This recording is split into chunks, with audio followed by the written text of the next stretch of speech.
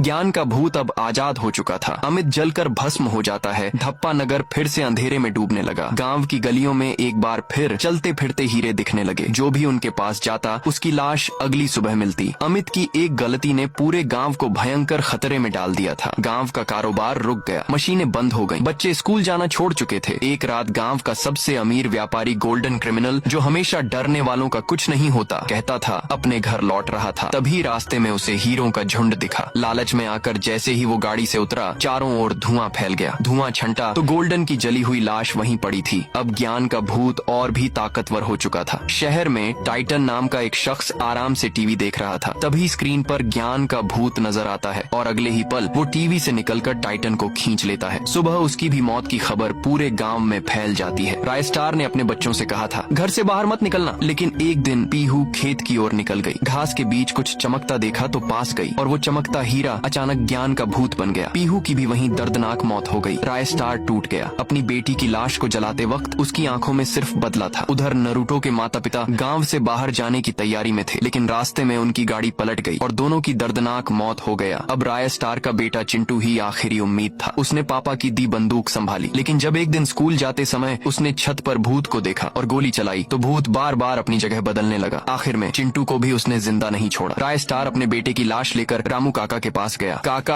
अब बस मेरी बेटी, मेरा बेटा सब ले गया वो भूत। रामू काका ने गहरी सांस ली। एक उपाय है, लेकिन तुम्हें अपनी बलि देनी होगी। मैं गांव के लिए अपनी जान भी दे दूंगा। रामू बोले, 1000 किलोमीटर दूर है साहुर जंगल, वहाँ रहते हैं बाबा सूखा लकड़ा, वही तुम्हारी मदद कर सकते हैं। रात होते ही राय स्टार जंगल के लिए निकल गया। रास्ते में शेर, तूफान सबका सामना करता हुआ आखिरकार वह जंगल पहुंचा। डरावनी आवाजें गूंज रही थीं, लेकिन राय स्टार नहीं डरा। तभी प्रकट हुए बाबा सूखा लकड़ा। राय स्टार ने सब कुछ बताया। बाबा बोले, अगर ज्ञान को मारना है तो तुम्हें खुद को कुर्बान करना होगा। राय स्टार अपना बलि देता है। बाबा ने मंत्र पढ़ा और लाश से आत्मा निकाला। उसका नाम था वेटाल राज। वह कोई मामूली आत्मा नहीं था। उसका शरीर आधा राय स्टार और आधा शैतानी जादू से बना था। वेटाल राज उड़ता हुआ वापस गांव पहुंचा। गांव तबाह था। उसने ललकारा, ज्ञान बाहर आ। ज्ञान का भूत अपनी पूरी भूतों की सेना के साथ सामने आया। फिर शुरू हुआ महायुद्ध। एक और वेटाल राज, दूसरी ओर भूतों की सेना। दोनों में भयंकर युद्ध हुआ। आसमान से बिजली गिरी, चारों ओर धुआंधार हो गया। आखिरकार जैसे ही धुआं छंटा, ज्ञान का भूत जमीन पर गिरा पड़ा था। तभी आसमान से बिजली गिरी। वेटाल राज का रूप टूटता है और सामने आता है राय स्टार। धप्पा नगर में शांति आ गया। एक रात डायमंड की खदान से एक आवाज आने लगी,